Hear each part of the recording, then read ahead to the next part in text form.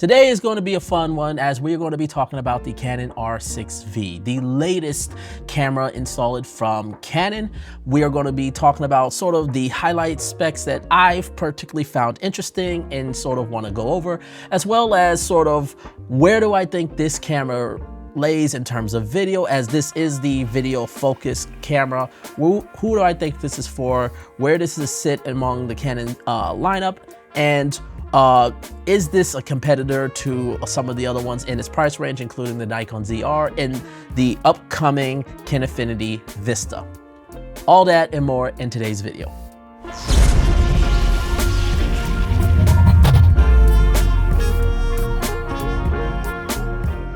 What's going on, everybody? My name is James Jackson. If you're new here, I do tips, tricks, news, and reviews for the film and video making industry. So if this is content that you like, definitely make sure to hit that subscribe button and hit that bell so you can stay up to date on all the content going forth.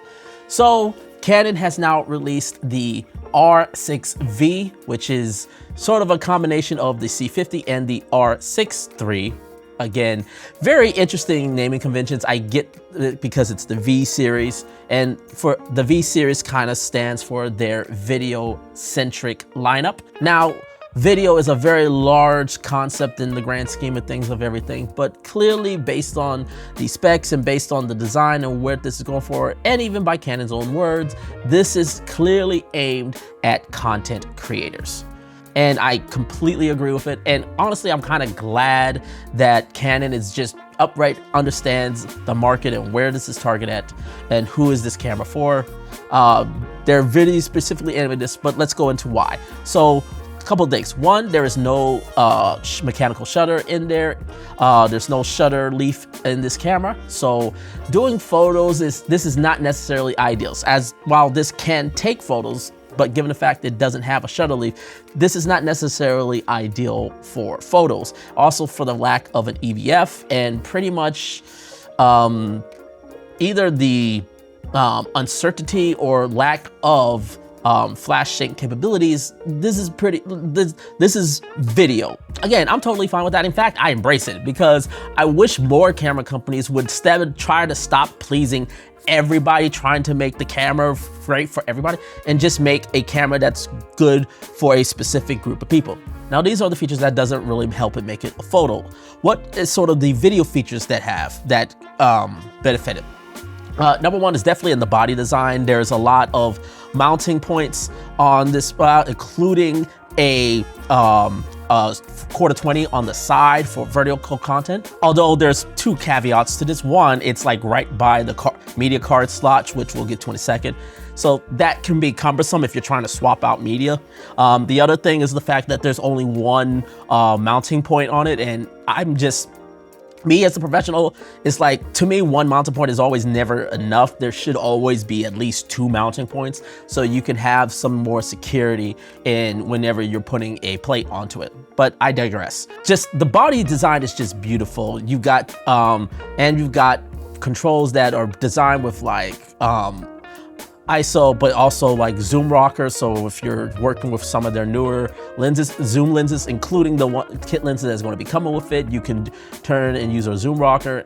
And there's just so many control options that will help you build the right customizations and build the camera out for you, which is fantastic and awesome. However, the body design and also some of the features make it sure that it's in a specific thing of video in terms of content creation and not necessarily creeping into cinema and sort of nibbling at the C50, even though there's quite a similar features of it compared to the C50. But there's a lot of things that it's missing. One, it doesn't have the cinema menu system, which also changes a little bit of the image quality of it based on other people's videos that I've seen.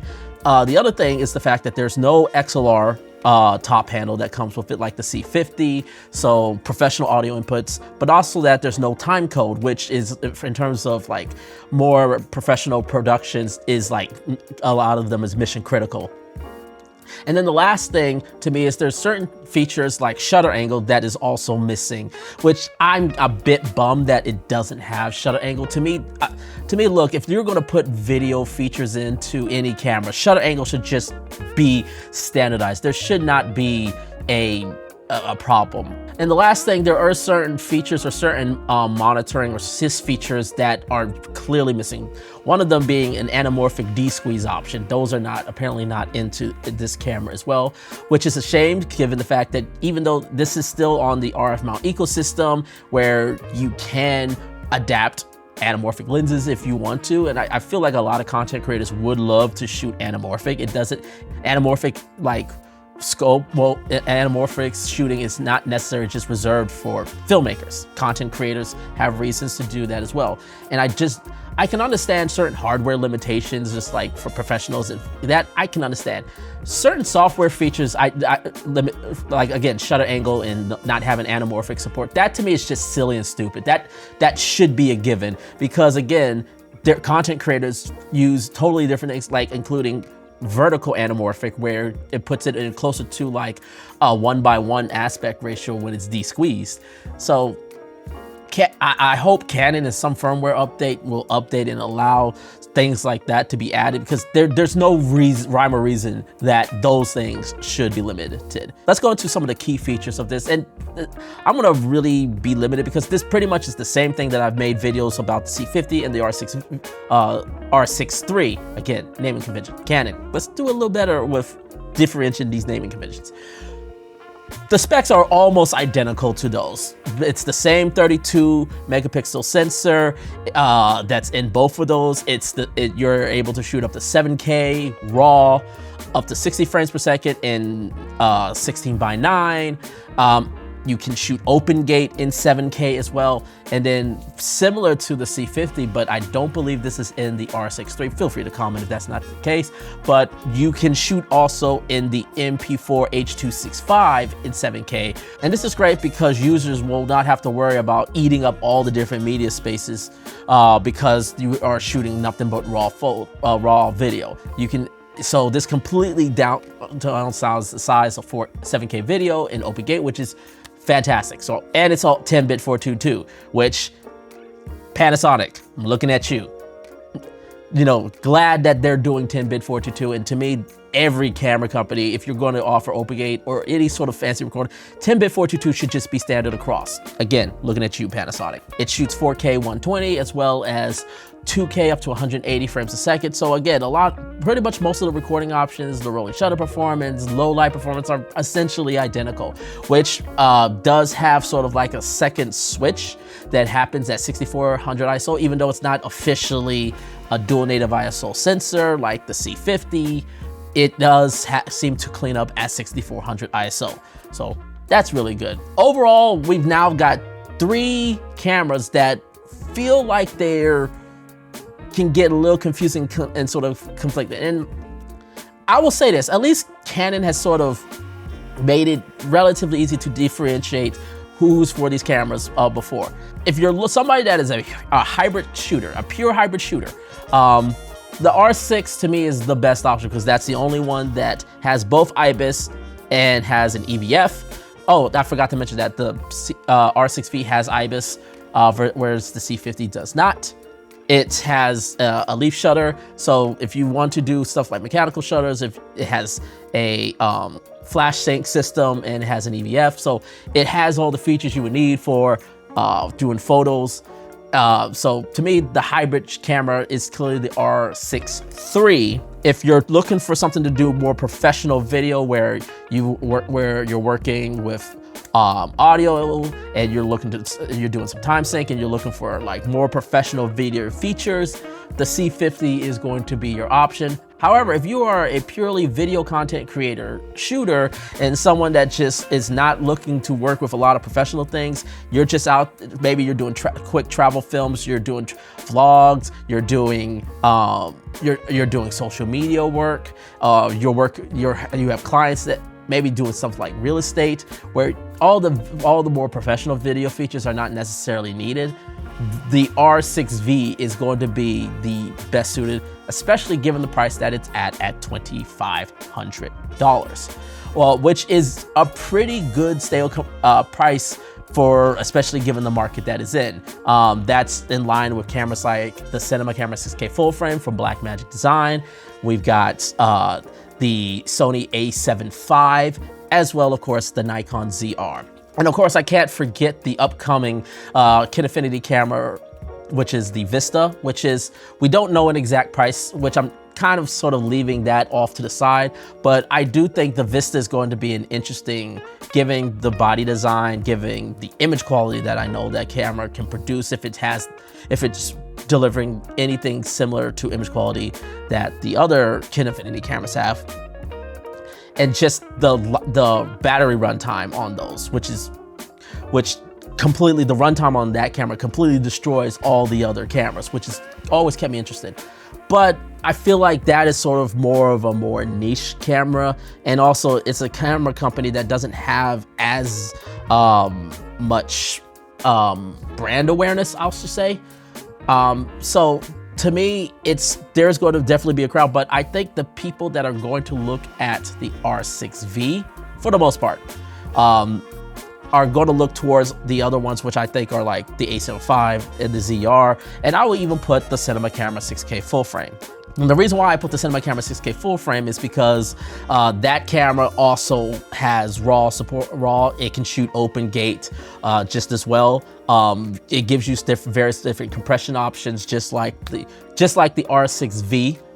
And now also with the beta autofocus that's in it, which to me, I'm gonna just be honest, it is so good right now that the Cinema Camera 6K full frame is now my dedicated gimbal camera because of the screen, the big giant 1080 touchscreen that's on the back.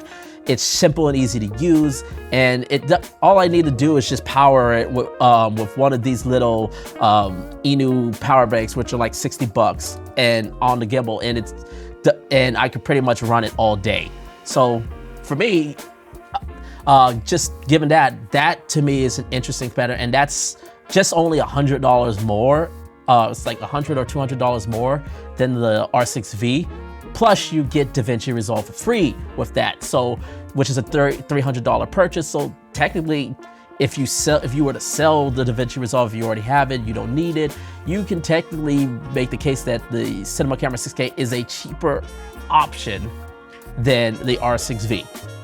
Now, there is some other things. Look, there's more tactile things, and I will definitely say the R6V is a little bit more rugged and rugged. It's also smaller, lighter, and compact.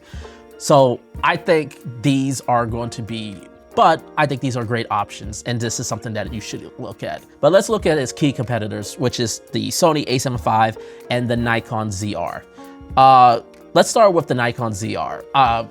To me, this is going to be the one that a lot of people are going to consider. To me, the two main problems that both have against the R6V is the fact that neither one of them shoot open gate.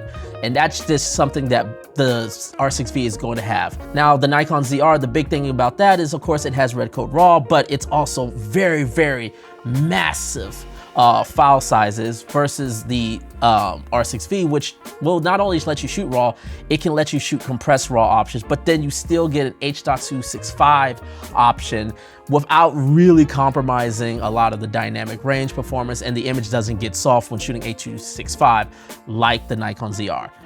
Albeit, a firmware update is coming to fix that, and hopefully Nikon does fix that. But just given the fact, and also the fact that the R6V has better media options, because it has not only a CF Express Type B, it also has a V90 SD card option, and the fact that it's not in some weird spot like at the bottom, to me, it has a full-size HDMI, unlike the ZR, which has a micro HDMI. So there's just a lot of weird decisions regarding the Nikon ZR, even though it is at a much more affordable price. To me, the extra money that I could get with the R6V, to me, would make this a better option. And then we gotta look at the Sony a7V, and again, there's a lot of great. It has RAW recording. This R6V has RAW recording options. The R6V has open gate. To me, definitely has a lot more of the video features in terms of its design. However, I do think there is some things about the a7V that it has up its sleeve. Number one is the fully articulate 5-axis screen. I still to this day do not understand why every single manufacturer just doesn't do this. To me, this should be like a standard across. Having a 5-axis screen, that should be standard. And also given to the screen, I gotta also like put another point away from the Canon R6V for the fact that they're still using like a $1.9 million screen. I don't understand why.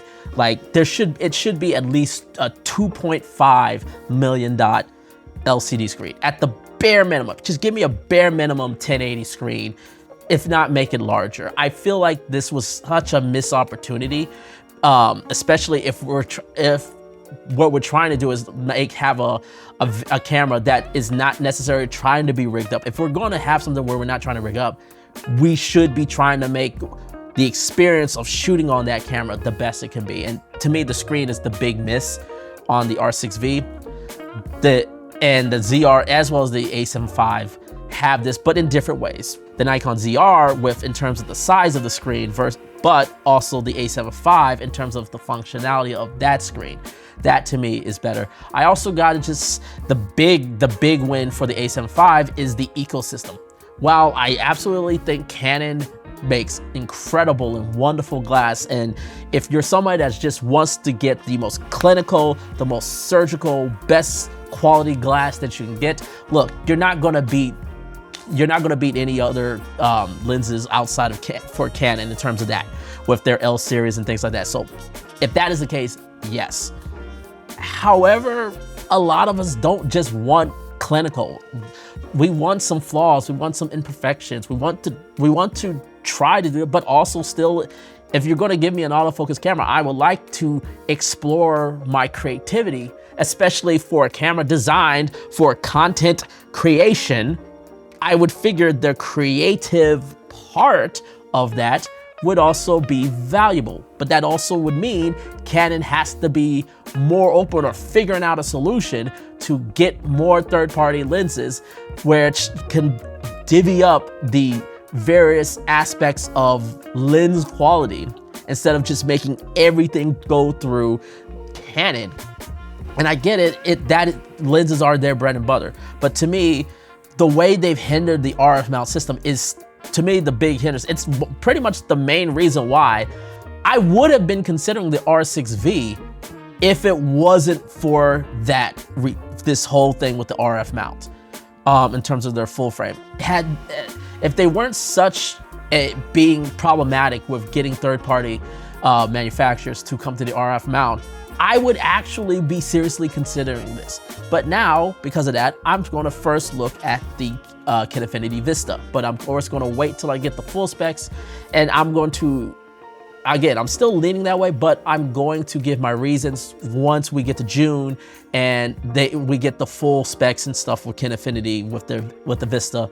I'll explain that only then. But right now, the RF mount is one of the big reasons why I am looking elsewhere, because I'm someone who's grown and fond of using, like, even though these are PL glasses, so this doesn't necessarily fit, but they sort of represent what I absolutely love. These lenses are not perfect by any stretch of the imagination, but the character and the feeling, the mood, the enhancement of storytelling that lenses like these dual lens APO mini primes do. It creates a desire for me, at least, to want to shoot on more the third party or more different types of lens manufacturers that I would love to see what their thesis is in terms of storytelling and content creation. But I don't get that option with Canon. I can only work with Canon's thesis on what creative visual storytelling is. And I don't like that. And to me, that's the biggest hindrance of everything. If they just would let go of this need to be authoritarian over their RF mount ecosystem and really open them out, be more friendly and on open arms to opening them out up, I think they would be way more successful with these cameras. So at the end of the day, who do I think this R6V is for? Is this going to be a big success for Canon? I will say this, I think this camera is going to do very, very well with Canon shooters. I think people inside the Canon ecosystem, I think people that may have bought the R6V, people that may have been looking at the R6 Mark III, but not necessarily are really interested in the video, but don't want to spend the amount of money for a Canon C50. I think this is going to be the perfect middle ground, and I think this is going to bring a lot of people who are Canon shooters to this camera.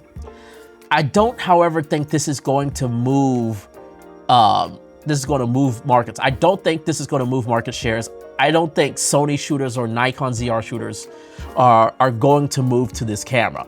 Simply because, again, that RF mount system with third parties is a big issue. And also, they aren't inviting anything that's different that wasn't already enticing to people with the R6 III and the Canon C50. So for me, I think it's going to do well among the Canon fan base and the Canon ecosystem. I think this is going to be a lot of people's B cams or C cams in terms of productions. I think this is going to do well in terms of travel films. I think this will probably be like some people's in-game hobbyist. I think this will do pretty well with wedding videographers, even though I think the C50 is a little bit better with the timecode sync and the audio options. But at the end of the day, this is designed for content creation, and Canon knows this, and they've pretty much done almost everything. There's a few things that I wish they had done differently. However, I think this is, again, in the Canon ecosystem, this is going to do well, but it's not going to upset or shake the market in any way. Anyways, these are my thoughts on the Canon R6V. I would love to know what you guys think. Let me know. Leave your comments down below. And as always, make sure to hit the subscribe button. And until next time, take care, everyone.